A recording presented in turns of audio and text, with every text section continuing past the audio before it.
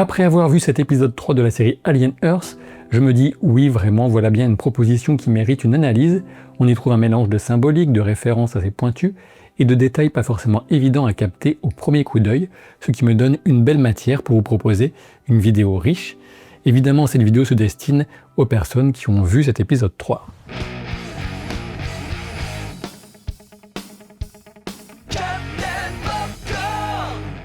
L'écran titre avec le récapitulatif express en images est toujours une grande réussite visuelle et sonore qui souligne que la série compte à la fois sur l'intelligence et l'appréciation esthétique du spectateur. Wendy s'enfonce dans les entrailles du vaisseau qui semble être une immense bête blessée avec cette impression de l'organique inclus dans ses couloirs techniques. On se situe toujours dans l'attention donnée aux détails en prolongeant le mélange entre biologique et mécanique, si prégnant dans l'esthétique définie par Hans Giger. Un mélange, une idée qu'on retrouve dans le concept des hybrides bien entendu, mais cette fois à un niveau plus existentiel qu'esthétique. Alors que Wendy est sur la piste de son frère Joe emporté par le premier xénomorphe, on retrouve Kirsch, le synthétique, qui continue de réunir les données sur les 5 prédateurs que le vaisseau Maginot avait récolté. L'occasion de souligner que la couleur des cheveux peroxydés de Kirsch est sans doute un clin d'œil au personnage de Roy Batty, le chef des réplicants de Blade Runner, comme certains le faisaient remarquer en commentaire sous la première vidéo. On a eu une petite ellipse et il n'est absolument pas choquant que sous la supervision de Kirsch, les hybrides aient pu remettre en cage les spécimens qui en étaient sortis.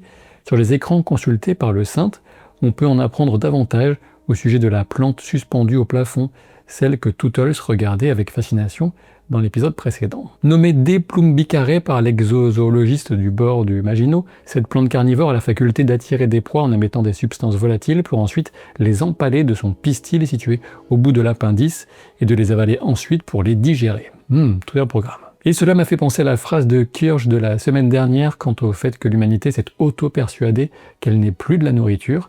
Aucun doute sur le fait qu'un humain se fera manger par cette plante. Reste à savoir qui. Les recherches soulignent par ailleurs que la force des feuilles formant le cocon est tellement élevée que le vaisseau n'est pas équipé pour la mesurer. Autant vous dire qu'une personne qui se ferait avaler n'aurait que très peu de chances d'en sortir. Petit aparté rapide, la possibilité pour moi de poursuivre cette analyse épisode par épisode dépendra du succès que vous donnerez à cette vidéo, mais dans le pire des cas, je reviendrai avec un bilan de fin de saison si l'épisode par épisode n'est vraiment pas viable. On revient à Nibs qui considère l'Oculus, la créature tentaculaire qui a essayé de remplacer son œil. On la voit penser à son propre corps, celui qu'elle voyait de l'extérieur juste après la transfert ou la copie de conscience. D'une certaine manière, elle pourrait considérer qu'elle est l'équivalent de l'Oculus, un parasite ayant pris le contrôle d'un corps étranger. Nibs reporte l'attention du spectateur sur toute l'étrange obsession de Boy Cavalier pour Peter Pan et les noms qu'il les force à porter dans leur nouvelle incarnation. On remarque que Curly joue le rôle de la fille raisonnable qui réconforte et explique, alors qu'on découvre par la suite son vrai visage plus tard, lors de son dialogue avec Boy Cavalier en personne, mais on y reviendra. Je reviendrai aussi à Nibs et à la symbolique de l'œil, miroir de l'âme, pour rester dans un déroulé relativement chronologique de l'épisode. Boy Cavalier ordonne à Kirsch de récupérer les espèces extraterrestres tout en mettant la main sur Wendy, en soulignant avec ironie qu'il devrait pourtant être plus efficace qu'un humain, sachant qu'on a déjà eu l'expression du dédain de Boy pour le niveau intellectuel de Kirsch dans l'épisode précédent quand il expliquait à Dame Sylvia avoir besoin d'une personne capable de le stimuler intellectuellement. On peut supposer que Wendy parvient à retrouver Joe du fait de ses sens ultra développés. Pourquoi le xénomorphe a-t-il gardé Joe en vie? 2 explications possibles, soit pour le préparer à l'incubation, sachant que les œufs sont prêts à éclore, soit en disposant ainsi d'un piège pour Wendy qu'il considère comme une menace, justement parce qu'il a du mal à percevoir les proies qui ne sont pas pleinement organiques, comme expliqué par Moreau, le cyborg dans l'épisode précédent. Et c'est sans doute un peu des deux, alors oui, on pourrait appeler ça une armure en scénariotium pour Joe, mais la motivation reste assez cohérente du point de vue du xéno. C'est sans doute ce même respect pour le danger que représente Wendy qui explique la tactique du xénomorphe de passer par le dessus de la remorque pour créer de l'incertitude et en espérant mettre à égalité la perception de Wendy avec la sienne, surtout quand Wendy et Joe lui font face avec l'intention d'en découdre. Il n'exude pas assez de peur. Le fait de renverser la remorque doit aider à susciter cette panique et à ajouter de l'incertitude au combat. Joe se fait perforer un poumon, ce qui explique l'intervention qu'il subira par la suite. Le seul problème que j'ai avec l'affrontement entre Wendy et le xénomorphe réside dans l'absence de tentative de ce dernier d'utiliser sa queue contre elle. Pour le reste, admettons, elle est super forte, on l'a vu, et finit presque morte après avoir vaincu le monstre hors champ. On a déjà vu un des xénomorphes se faire tuer dans tous les sens dans Aliens ou encore dans Alien Romulus, et ça ne me pose pas de problème particulier. On passe ensuite à Smee qui retrouve Slightly auprès des œufs. Alors je me doute que certains continueront à se plaindre du fait que les personnages sont des enfants joués par des adultes. Personnellement, j'ai accepté ce concept depuis le départ, puisque c'est ce que propose l'introduction même de la série, et on sait que des spécialistes de la psychologie enfantine ont aidé à orienter le comportement de ces personnages pour aider notamment les acteurs dans leur interprétation. Et leur comportement ne me semble pas spécialement exagéré pour des gamins de 11 ans environ. Le fait même de transférer des esprits d'enfants dans des corps adultes synthétiques est quelque chose de très choquant, bien évidemment. Ce sont des cobayes, et rien de plus, des cobayes à quelques milliards de dollars. La rencontre avec Moreau permet de développer encore plus ce personnage et de mettre en valeur son interprétation. Il exprime son regret d'être encore un peu humain du fait des remords qu'il ressent après avoir laissé l'équipage du Maginot mourir.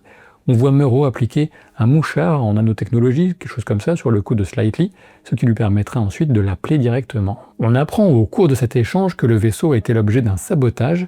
Pour l'instant, cela reste mystérieux. Il ne peut pas s'agir d'un agent de Prodigy, qui n'existait même pas à la date de départ du vaisseau, mais plusieurs explications sont pour le moment possibles, y compris une influence psychique de l'Oculus, l'œil tentaculaire, sur l'un des membres de l'équipage.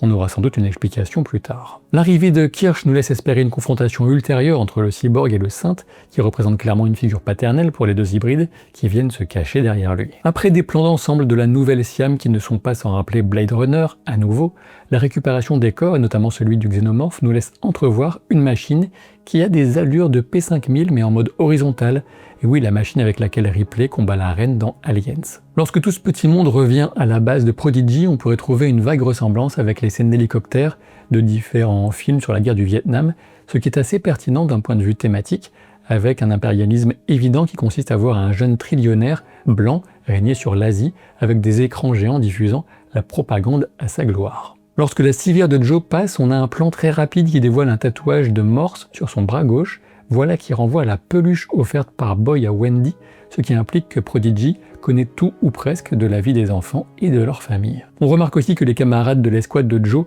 accompagnent le rapatriement vers la base secrète de Prodigy, ce qui implique qu'ils s'attendent a priori à revoir Joe vivant. C'est pas inintéressant quand on voit l'usage réservé aux poumons prélevés sur lui. Auprès de Wendy, on retrouve Arthur Sylvia et Dame Sylvia, tel qu'on l'appelle, qui sont apparemment mari et femme, malgré la différence d'âge. Quoi qu'il en soit, le scientifique se plaint des choix irresponsables de Boy Cavalier, et ce dernier n'est pas le genre de patron à apprécier la remise en question, de toute évidence. On remarque que Boy Cavalier passe d'un labo à l'autre, d'une créature à l'autre, d'un jouet à l'autre, entre Wendy et les espèces aliens prédatrices, réunies par Kirsch. On a un rapide aperçu d'une créature insectoïde différente des tiques et dont on ne sait absolument rien pour le moment. Le fait de sortir l'un des œufs de xénomorphe est bien sûr une stratégie mise en place par Kirsch. Il savait que Boy allait s'en approcher et il comptait bien sur sa réaction consistant à restreindre l'accès du laboratoire au sol synthétique et aux hybrides.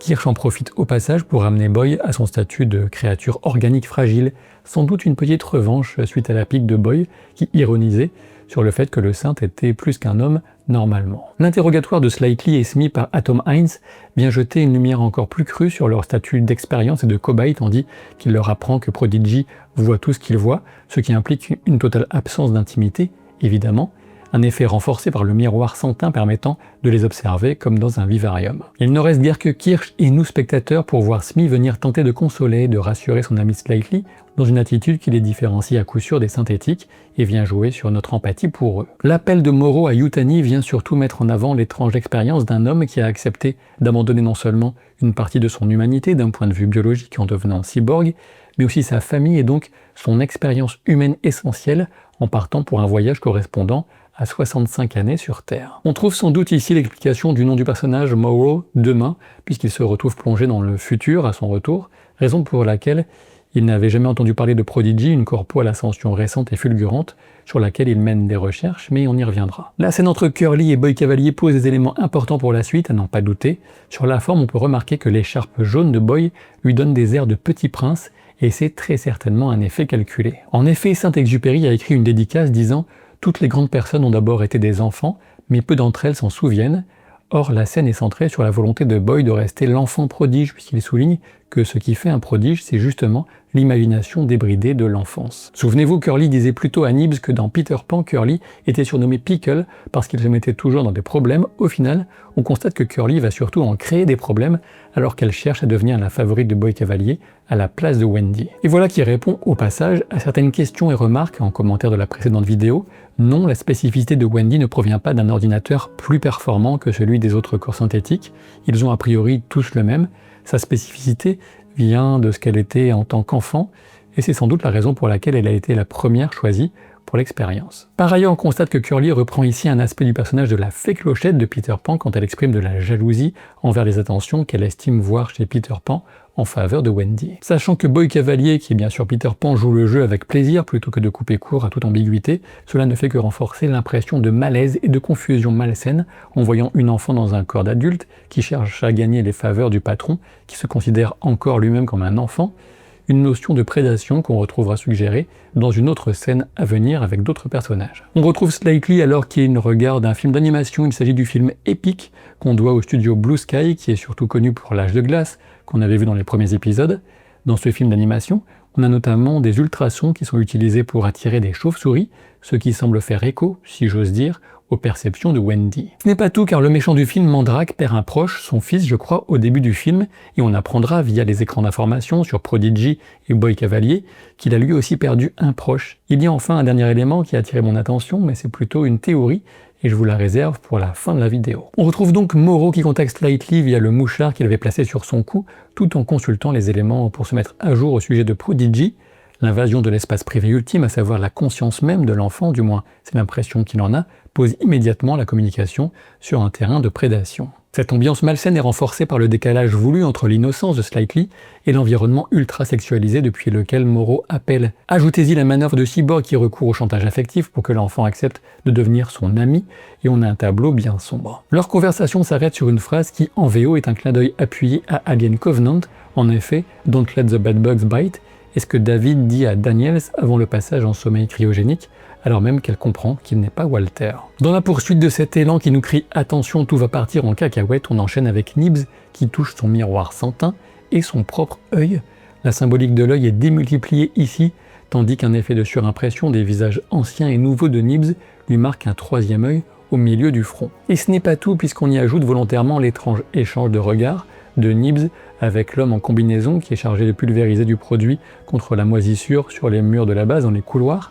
Et pas que d'ailleurs, cet homme porte plusieurs symbolismes. En rapport avec les yeux dont je vous parlais, avec ses lunettes portées sur la tête de cette manière et en dévoilant son visage d'homme asiatique âgé, il a clairement une ressemblance avec Hannibal Chu, le créateur des yeux dans le film Blade Runner. Ce n'est pas tout, puisque l'épisode a pour titre Métamorphose, et son costume de protection le fait ressembler à une sorte de grosse chenille grise.